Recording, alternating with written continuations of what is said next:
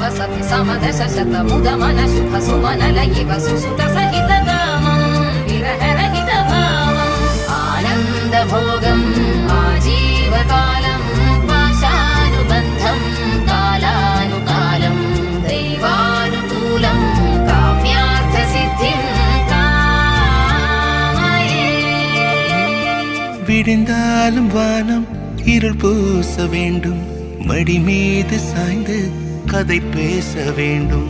முடியாத பார்வை நீ வீச வேண்டும், முழு நேரம் என் மேல் உன் வாசம் வேண்டும். இன்பம் எதுவரை நாம் போவோம், அதுவரை நீ பார்க்க பார்க்க